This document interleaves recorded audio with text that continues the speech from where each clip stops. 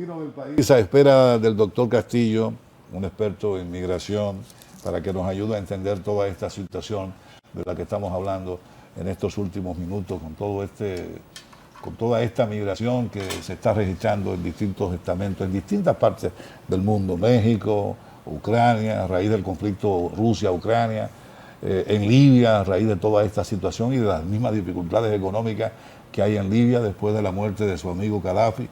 Sí.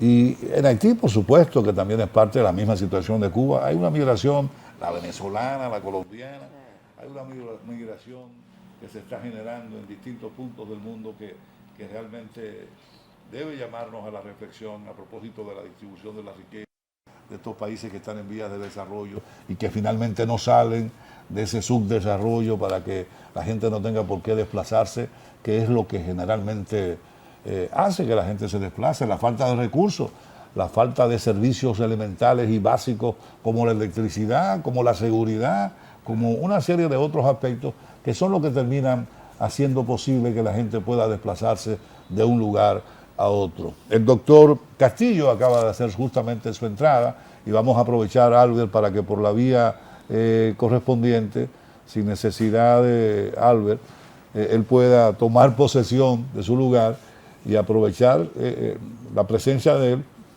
para que en su condición de experto en migración pueda ayudarnos a comprender toda esta transformación que se viene registrando en el ámbito de la migración, como ya hemos estado resaltando. El doctor Castillo es un profesional de altos conocimientos, y podrá de alguna manera ayudarnos a manejar mejor esta situación. Juan Miguel Castillo Roldán, que a propósito de todo esto, profesor universitario. De Derecho Migratorio. De Derecho Migratorio. Esa es su especialidad fundamental. Básicamente vamos a suministrarle el agua correspondiente al doctor Castillo Roldán para que nos ayude a dilucidar todo este proceso migratorio que hemos estado resaltando en los últimos minutos, doctor, y que tiene que ver con los desplazamientos que se están originando en Colombia, en Ucrania, en Venezuela, en Haití y en México, sí, a propósito de una propuesta que acaba de hacer el presidente mexicano, en ocasión del problema que tiene, porque realmente eso no solamente está afectando a los Estados Unidos, sino también al mismo pueblo de México. Buenos días, doctor. Buen día, gracias por la invitación. Para mí es un honor compartir con ustedes. Un poquito acelerado, pero está bien. Sí, no, está bien. No hay problema. ¿Cómo está todo? Excelente, excelente. Viendo los acontecimientos con el tema de las relaciones con Haití y obviamente el tema migratorio, como usted comentaba, es un fenómeno global. República Dominicana no es el único país del mundo que tiene sus propios desafíos en materia migratoria. Muchos países tienen los mismos problemas. Obviamente, el caso de República Dominicana es muy especial porque al compartir una isla tan pequeña con otra nación, que casualmente es el estado más pobre de todo el continente, obviamente tiene su propio desafío, ¿no? La masa migrante genera, obviamente, ciertas presiones en el Estado dominicano y eso obliga a las autoridades, pues, a adoptar políticas migratorias que sean, digamos, estratégicas, conforme a derecho, dentro del marco de la legalidad, ¿verdad? Para tratar de captar, digamos, los mejores frutos del fenómeno migratorio. Yo siempre le digo a mis estudiantes, no existe tal cosa como que la migración es un fenómeno bueno o malo. Eso, satanizar la migración es un error conceptual, pero también glorificarla porque sí, también un enfoque erróneo. Es un fenómeno, es la naturaleza del ser humano migrar buscando su mejoría. La pregunta es qué hacemos al respecto y por eso tenemos las normativas que aplicamos hoy en día. Doctor, en el caso de nosotros específicamente, antes de llegar a este tema tan amplio, en el caso de nosotros, ¿cómo usted lo valora desde su punto de vista, perspectiva de letrado, de especialista en el tema?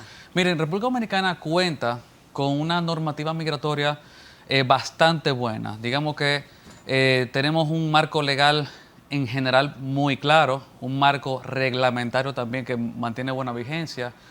Tenemos un marco muy definido en materia de atribución de nacionalidad, ¿verdad? Y digamos que con el paso del tiempo se ha ido creando esta base normativa, esta base jurídica que, digamos, deja poco lugar a la interpretación sobre el estatus migratorio de los extranjeros que vienen a la República Dominicana. Tenemos una ley de migración que el año 2004 se mantiene muy bien, el reglamento del año 2011. También tenemos normativas especiales que fueron emitidas con posterioridad a la sentencia 168-13 del Tribunal Constitucional, que ustedes recordarán, como fue el decreto que creó el Plan Nacional para Regularizar Extranjeros, la ley 169-14 de naturalización, lo recuerdan, y su reglamento. Y obviamente una también serie de sentencias de la Suprema Corte de Justicia y del Tribunal Constitucional que dejan el panorama jurídico de los migrantes y la situación de nacionalidad bastante claro. Obviamente habría que sumar a eso algunas normas internacionales también que tienen que ver con materia migratoria, algunas que son de derechos humanos, pero también tienen un impacto en materia migratoria. Desde el punto de vista de lo jurídico, este manejo presidencial, más allá de lo político, quisiera solamente enfatizar en el punto de los razonamientos jurídicos. ¿Hemos venido actuando correctamente o hemos flaqueado? Mira, yo como técnico en el área, yo tengo 9 años enseñando Derecho Migratorio, soy creador de la materia en la Pucamaima y profesor de procedimiento migratorio para la única maestría en Derecho Migratorio que existe en el país. Sí, de verdad que tengo tiempo en esto y he tenido la oportunidad de enseñar la materia en múltiples entidades públicas y privadas. Todos los gobiernos, vamos a decirlo claro, tienen una cuota de responsabilidad. Todos los partidos tienen una cuota de responsabilidad en el manejo migratorio y hay males que siguen existiendo. Señor, ustedes saben muy bien que las debilidades de la frontera, que es porosa, la falta de supervisión, la corrupción por parte de ciertos militares que aceptan dinero para permitir la entrada de vehículos que están cargados de extranjeros en situación migratoria ilegal, y a eso se suma obviamente el delito de tráfico ilícito de migrantes, que es, digamos, un delito transnacional que tiene su propio marco, tanto doméstico, con una ley especial, como internacional. Tenemos una convención especial de trata y tráfico. Digamos que todo tiene una cuota de responsabilidad en eso. Sin embargo, yo me atrevo a decir con toda confianza que el gobierno actual tiene posiblemente la mejor retórica en cuanto a la situación migratoria. Él ha sido sumamente enfático con que no existe solución dominicana al problema haitiano. Por tanto, desde el punto de vista del discurso presidencial como jefe de Estado, creo que ha tenido una posición firme, que ha sido necesaria también, dada la presión internacional, ¿no? Y desde el punto de vista puramente de procesal, digamos, del día a día, pues ha tenido sus luces y sus sombras. Obviamente, si te pones a evaluar, por ejemplo, situaciones como la concesión masiva de visados en territorio haitiano por parte de los consulados dominicanos, te vas a sorprender. Son demasiados visados en poco tiempo, con una población que no tiene documentos realmente para ser, digamos, merecedora de esos visados para poder penetrar al territorio dominicano. En cuanto a control migratorio, pues hay unas estadísticas que yo invito a la ciudadanía que vaya a la página de la Dirección General de Migración, que están publicadas, todas las estadísticas sobre concesiones de residencia, de permisos de no residencia, también de control de permanencia con las deportaciones, y estoy seguro, 99.9%, estoy pasando las cifras de cabeza, ¿verdad? Me estoy acordando ahora, sí, que este año, de hecho, va a haber un nuevo récord de expatriación de extranjeros. Expatriación. De expatriación. Sí. Digamos, el término genérico sombrilla de deportaciones, expulsiones, no admisiones, que son todas formas técnicas de producir la salida forzosa del extranjero por alguna violación a la norma. Y el año pasado creo que fueron 144,000 salidas que hubo, y parece que este año se va a romper el récord, de acuerdo a estadísticas oficiales de la Dirección General de Migración. Por tanto, creo que en general, comparado por lo menos con otros gobiernos, hay quizás mejor control de permanencia en el territorio. Doctor, pero de manera concreta y punto de vista jurídico, sí, ¿es correcta la actuación de las autoridades, cerrar la frontera? ¿En qué quedó lo que se acordó en el 2021? Que se acordó del 2021 en base a al tratado de 1929. Sí. Entonces, ¿cómo quedamos? ¿Cómo se articula eso en términos jurídicos? ¿Está correcto, incorrecto? ¿Es correcto que Haití haga lo que está haciendo? que desvíe. Todo eso nos gustaría para el bienestar de la población. Sí, son muchas preguntas juntas. Yo voy a tratar de contestarlas todas. Primero, la actuación de Haití constituye una flagrante violación de un acuerdo del año 1929, que es el acuerdo de paz, amistad perpetua y arbitraje entre República Dominicana y Haití. Recuérdense que el río Dajabón no solamente constituye un recurso hídrico valioso, sino también tiene una importancia jurídica fronteriza, y es que el río Dajabón es parte de la delimitación fronteriza nuestra. Así es. De acuerdo al Tratado Dominico Haitiano de Fronteras del año 29 también. Exacto. Que también es recogido por el artículo 9 o 10 de la Constitución sobre la delimitación del territorio. Por tanto, el río es muy importante por múltiples razones. Abastece a los productores dominicanos. Recuerden que si ven el mapa, señores, es el río Dajabón, que parte del área, digamos, donde se está haciendo el canal, de Dajabón hacia el noroeste, que termina en la bahía de Manzanillo, eso es río abajo. Son 55 kilómetros de río que tenemos, y obviamente su preservación es vital para todos los productores agrícolas y de ganadería. Entonces, no, la actuación de Haití no es correcta. Ha habido mucha desinformación. Desde el punto de vista legal no es correcto. No, legalmente es inaceptable en virtud del convenio. Habría que añadirle también al convenio bilateral entre República Dominicana y Haití también unas normativas internacionales, que en este caso, digamos, no son tan vinculantes, como el caso de una resolución de la Asamblea General de las Naciones Unidas del año 97, que habla precisamente sobre la adecuada forma del uso, explotación y disfrute de las aguas transnacionales, y realmente no dice otra cosa que no sea la costumbre internacional, y es que los recursos hídricos, que son de carácter internacional, deben ser utilizados de forma sostenible, óptima, garantizando la sostenibilidad del recurso. Nadie puede destruir esa fuente, pero tampoco desviarle y afectar a un país completo. Señores, si ese canal produce los efectos que nuestros expertos están alertando, van a sufrir tanto los haitianos como los dominicanos.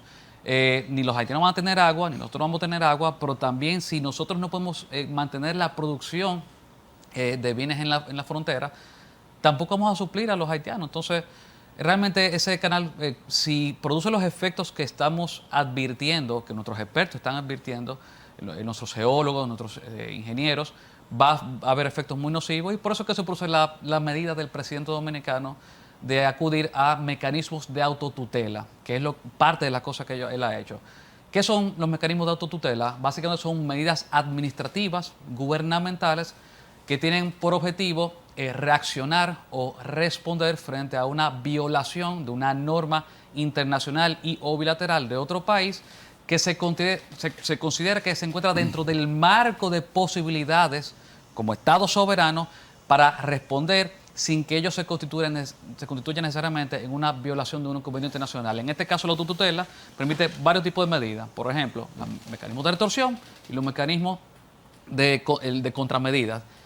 Aquí, ¿cuál se incluyen? Bueno, actos inamistosos, como en el caso de cierre parcial de la frontera, casi que fue que empezamos por Dajabón, cierre total de las fronteras, cancelación de visados y de estatus migratorio a ciertas figuras específicas haitianas, suspensión de emisión de visados hasta nuevo aviso, y todas esas medidas se constituyen o representan prerrogativas y facultades propias del Estado Dominicano que pueden ser ejercidas por el jefe de Estado. Nada de ahí se sale del derecho interno. El presidente de la República tiene, en base al artículo 124 de la Constitución, el derecho de prohibir la entrada de extranjeros al territorio dominicano y de ejercer el control de la frontera. Cerrarla o abrirla es una decisión de jefe de Estado que está amparada en el derecho doméstico. Por tanto, claro, se encuentra dentro de sus competencias y no viola ningún convenio internacional. Pero no lucen exageradas, doctor, esas decisiones que fueron adoptadas desde el punto de vista legal por el mandatario dominicano. Yo creo que es un en función del problema, se trata de una simple cañada. Mire, esto, lo que más se parece a esto, del punto de vista, vamos a hacer una comparación, digamos, penal, la legítima defensa, es lo que más se le parece.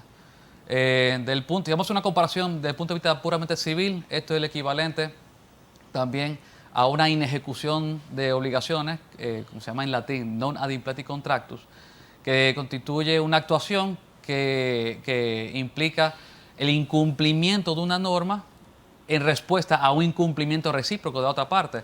¿Es exagerado? No, no es exagerado, porque primero es parte de las prerrogativas plenamente jurídicas que establece la Constitución, la legislación migratoria y el reglamento de aplicación.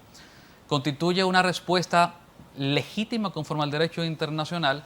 Y tercero, tampoco habían otras alternativas, porque si el Estado haitiano insiste en la construcción de un canal que viola el convenio, pues las capacidades de constreñimiento son limitadas, porque lo otro es enviar, digamos, un pelotón a territorio haitiano, lo cual es inadmisible desde el punto de vista del derecho internacional. No podemos hacer injerencia en territorio haitiano, eso es indiscutible. ¿Qué podemos hacer? Disponer en nuestra casa, que es lo que hemos hecho. Tomar decisiones como una forma de presionar al Estado haitiano para que cumpla con sus obligaciones. Entonces, Doctor, creo que no ha sido realmente exagerado, creo que ha sido necesario. Obviamente no voy a desconocer, porque hay que ser objetivo, que eso tiene efectos nocivos para todas las partes, señores, porque tampoco vamos a tapar el sol con un dedo. El cierre de fronteras es verdad que puede tener, digamos, ventajas desde el punto de vista migratorio, es una respuesta a derecho internacional y derecho doméstico, pero obviamente va a tener un efecto en la parte puramente económica por el mercado bilateral. De hecho, la prensa está hablando de una pérdida de aproximadamente 1.500 millones de pesos, Claro. si yo no me estoy equivocando con la cifra. Sí. Y lo que hemos hecho básicamente es tratar de paliar la situación cuando el gobierno lo que hace es va y compra los productos más perecederos para poder ayudar a los productores.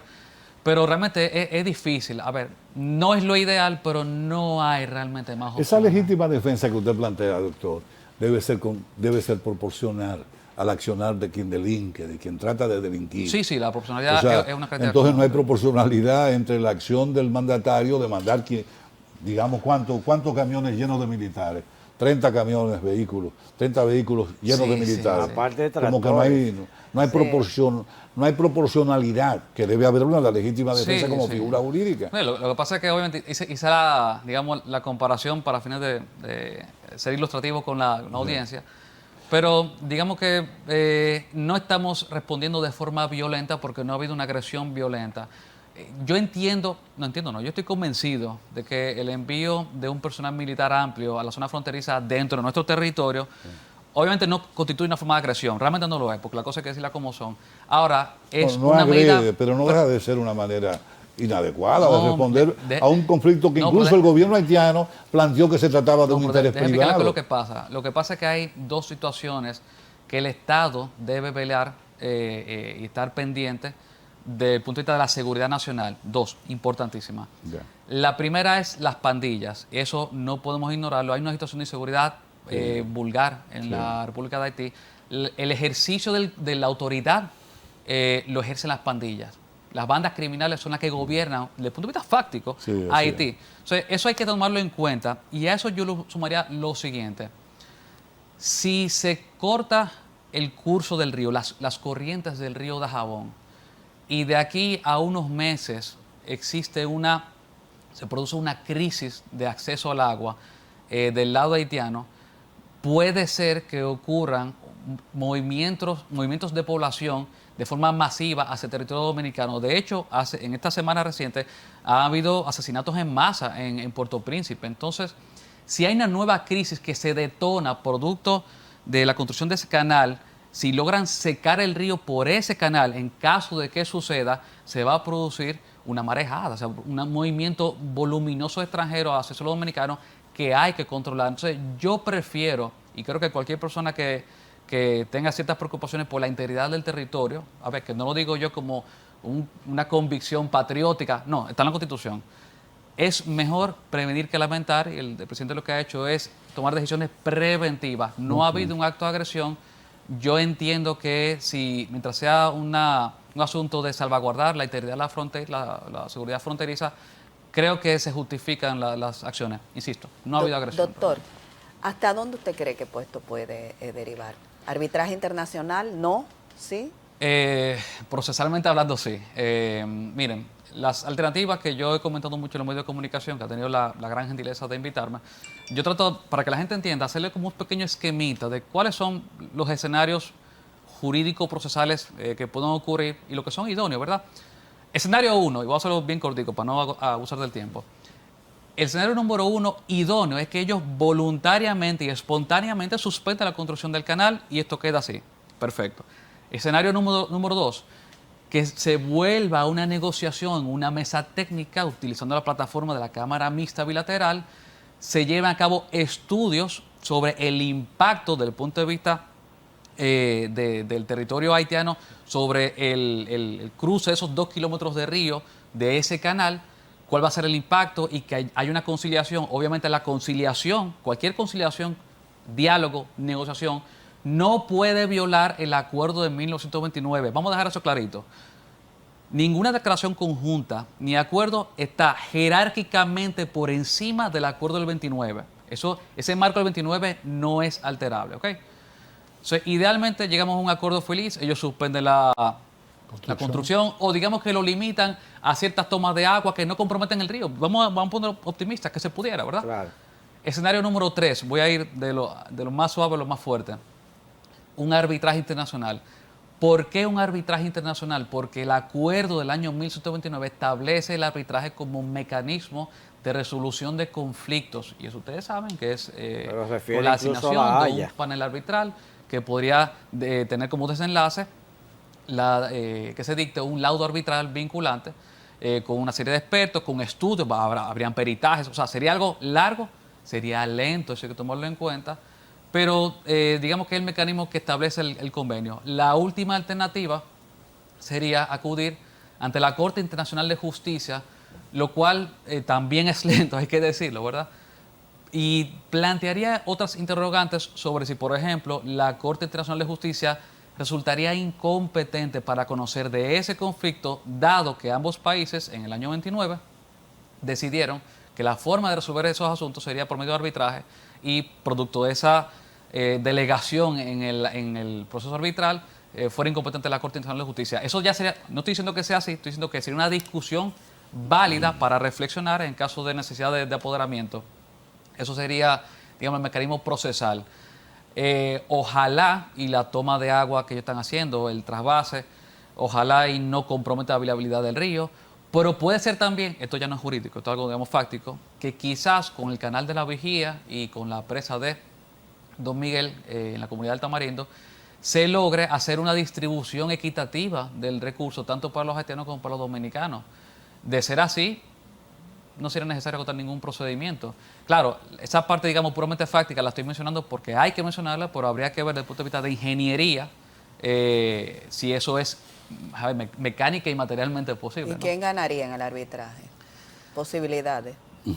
Jurídicamente no hay duda alguna de que el arbitraje nos daría ganancia de causa a nosotros, porque quien ha incurrido en incumplimiento franco de la norma internacional, la norma bilateral, es la República de Haití con la construcción de eso. Además que también la construcción ha sido irregular en su proceso. Inició como algo oficial, se detuvo, reinició como algo privado, o al menos eso es lo que decían.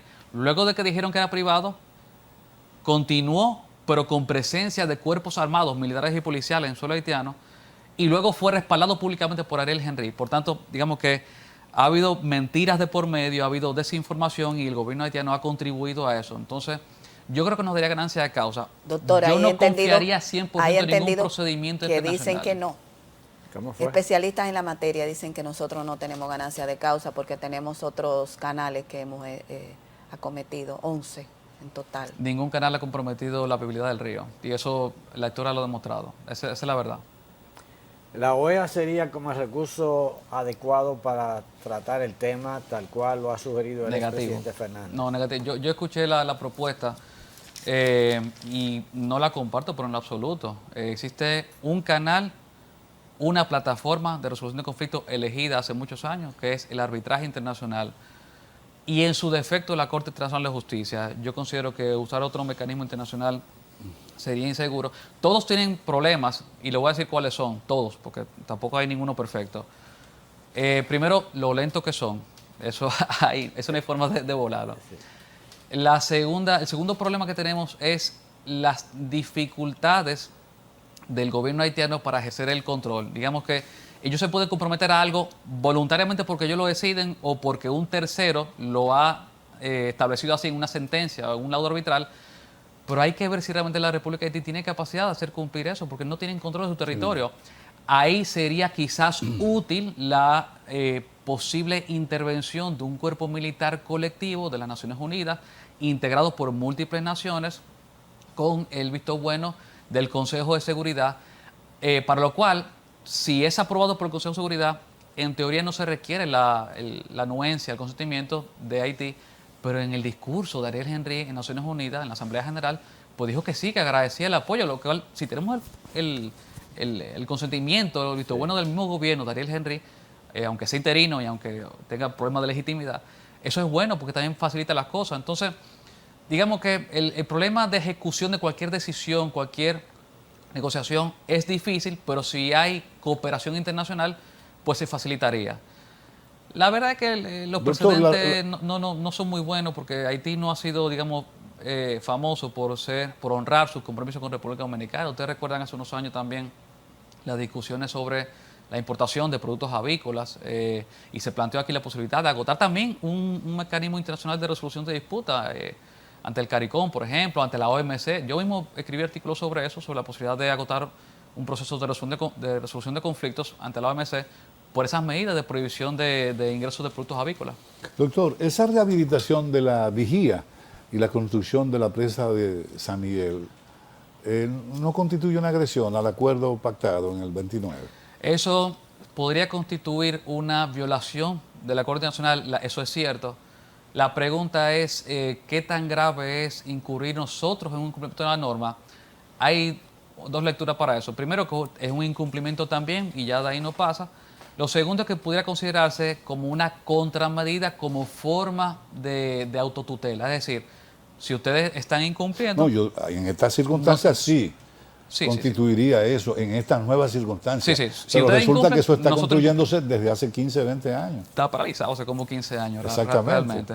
Sí. Hay que ver si, insisto, yo dije hace un ratico, si esas infraestructuras tienen como objetivo garantizar dos cosas: la supervivencia del río y la distribución equitativa, no solamente no altera el acuerdo del 29, de hecho fomenta su cumplimiento. ¿Por qué? Porque garantiza que todos tengamos derecho de uso de ese río, porque el párrafo segundo del artículo 10, que habrán visto muchas personas ya, dice, después que dice que nadie tiene derecho a impedir o alterar el curso, la corriente de las aguas, ni alterar el agua misma, en el siguiente párrafo dice que ninguna disposición de ese acuerdo puede interpretarse en forma tal que prohíba o obstaculice el disfrute y uso del río a cada uno de los países. Si nosotros llevamos a cabo una construcción que garantiza el disfrute, porque alarga también la vida del río, sería no solamente no incumplir con el acuerdo, sería promover su cumplimiento. Pero habría que verlo. En un informe que se filtró a raíz de la situación, el INDRI decía que la creación del canal no afectaban las aguas del río. El informe que yo tengo dice exactamente lo contrario. Ajá. Es lo contrario. Sí, yo tengo un dice, informe, sí. yo leí el informe del año 2021 que provocaría que inundaciones. fue preparado por el INDRI Al pueblo haitiano. junto con el Sí, a las Ministerio dos de Agricultura y el Ministerio de Medio Ambiente, que decía exactamente lo contrario. Ese canal iba a comprometer seriamente el cauce del río, sí, lo decía. ¿Y por qué puede comprometer ese canal, el cauce del río, y los canales de nosotros no lo comprometen? Por el tipo de infraestructura y el lugar donde se está haciendo y la forma en la que está haciendo. No es solamente un simple canal pequeño de riego, es un trasvase. Ojalá y no fuera así, yo no soy ingeniero, pero de acuerdo a nuestros técnicos, si ustedes ven personajes como, por ejemplo, Osiris de León o si va Luis Carvajal explicando eso, yo prefiero llevarme de nuestros especialistas dominicanos en el área que dice que es sumamente peligroso. Yo respeto enormemente la opinión técnica de los especialistas que dicen que es sumamente comprometedor y creo que nosotros, nuestro obviamente interés número uno, la preocupación es el bienestar de la República Dominicana y nuestros productores. Primero hay que pensar en nosotros y después en el resto. Es así. Y otro aspecto que es fundamental, ¿cómo podríamos manejar nosotros esa migración haitiana hacia la República Dominicana? ¿Qué recomendación usted hace en función de su condición de especializado en el área y de profesor universitario incluso? Yo me atrevo a decir que el problema número uno nuestro es precisamente en la frontera, para que ustedes vean. El problema de penetración masiva de extranjeros a través de puntos no supervisados en la frontera, pero también a través de los puntos supervisados de penetración de vehículos cargados de migrantes ilegales, que se sabe ya que tienen una tarifa, pagan cada uno 5, 10 mil pesos, 15 mil pesos, y cuando tú sumas las guaguas cargadas, señores, vean los videos, tienen hasta 30 personas dentro en los baúles. Señores, eso, o sea, no se imaginan el volumen por día que entran ahí. Son cientos de miles de pesos en corrupción. Entonces, creo que el control de la frontera es uno de los principales problemas de control migratorio que tenemos. Yo diría que ya en segundo lugar tiene que ver con control dentro del territorio, no en el punto de entrada, sino dentro del territorio. Y yo hago la sugerencia que tengo tanto tiempo haciendo, ¿verdad? Y es, señores, la mejor política migratoria, la más estratégica, es la que usted lleva a cabo de la siguiente manera. A la migración ventajosa, la migración que puede aportar a la economía dominicana y que tiene características buenas, usted le ofrece facilidades y flexibilidades. Por ejemplo, ¿qué considera migración buena? Que eso no es un tema de yo creo, eso es un criterio de estándar internacional. Migración documentada, eso es lo primero. Sin antecedentes penales. Migración sana, no queremos personas con enfermedad infectocontagiosa, no digo yo, lo dice la ley. Migración con calificación educativa y laboral. Eso es esencial. ¿A quién tú le pones restricciones a migración que puede producir efectos nocivos en el mercado laboral, en la inseguridad? Y así no funciona la nuestra. Todas las políticas migratorias en el planeta están orientadas a captar ese tipo de migración, especialmente también que sea solvente, que pueda cargar con sus propios gastos, que no den los recursos del Estado. Entonces, creo que tenemos, lo que son abogados migratorios me van a entender, van a ser un poquito empáticos conmigo, mucho trámite y mucho papeleo con ciertos migrantes, sin embargo, una debilidad terrible con los migrantes que son indocumentados. Para eso hay una presencia masiva, digamos. Y a los que vienen quizás de países más desarrollados, con que tienen quizás la posibilidad de producir transferencia de conocimiento, se la ponemos muy en China. Lleva un procedimiento de residencia a veces muy difícil. Sí. O sea, creo que hay que hacer, digamos, cuotas, estudios de mercado, y para eso existe el Consejo Nacional de Migración, para ver, ok, ¿dónde estamos necesitando? ¿En qué sector estamos llegando? ¿Qué tipo de expertos que pueda contribuir, pero que no desplace al dominicano? Y hacer estudios y aplicar, ok, vamos a traer médicos, por ejemplo, y vamos a integrarlo a la zona fronteriza o a la zona sur, por ejemplo. Sí. Estamos necesitando este tipo de profesional, pero no, si es de forma indiscriminada, se crea este problema de, por ejemplo, sustitución en el mercado laboral y degradación de los sueldos. Pero conociendo nuestra historia, ¿cuál es la apuesta de sus proyecciones en el mediano plazo? En el mediano plazo, yo no tengo una bola de cristal, es difícil. Pero se proyecta en función de la historia. Bueno, yo creo que de todo esto va a pasar algo bueno, por lo menos para el tema del mercado bilateral. Creo que luego de este incidente, creo que va a ser como una terapia de choque. Creo que vamos a lograr que la producción fronteriza se independice un poquito. ¿Usted cree verdad lo que dijo el presidente, que va a cambiar? ¿No será la misma la frontera? Dijo yo quizás sí, pero lo importante que estoy diciendo es lo siguiente, no debería ser que los productores fronterizos dependan solamente de Haití. Hay que abrir los mercados, hay que abrir las puertas al mercado fronterizo para vender a otras partes. Y de hecho se está hablando ahora de la posibilidad de vender a Panamá, a islas del Caribe. Creo que es importante que tengamos otros aliados comerciales. Sí. Eso no es de un día para otro, señores. Eso se ha estado planteando desde hace años. Eso se ha estado planteando desde hace años. Pero ellos parecen acomodarse tranquilamente con el comercio haitiano. El mercado seguro también. Y cerquita ahí con poco costo. Claro, así es. Bueno, pues muchas gracias al doctor Miguel Castillo Roldán por habernos acompañado en la mañana de hoy y ayudado de alguna manera a nosotros y a los televidentes a comprender un poco todos estos problemas que tienen que ver con la migración haitiana y con la migración que se está registrando en gran parte del mundo en este momento, esa migración Ucrania, Rusia, México, estadounidense, Libia. No, en toda Europa hay desafíos. Francia dijo ahora que no va a coger los migrantes que llegaron a Lampedusa. Sí, es un problema global y el enfoque idóneo es, obviamente, con respecto a los derechos humanos, eso es innegociable. Con respecto a los derechos humanos, hay que manejar esa migración y cuando se producen las expatriaciones, hacerlo con el debido proceso. Eso, obviamente, ya el mundo no acepta las deportaciones masivas sin agotar un rigor técnico, ¿verdad? Bueno, pues muchas gracias al doctor Castillo Roldán. Y gracias a ustedes por habernos acompañado hasta este momento. Ya mañana tendremos la oportunidad una vez más de compartir desde las 7 de la mañana por el canal 6. Cuídense mucho y feliz resto del día.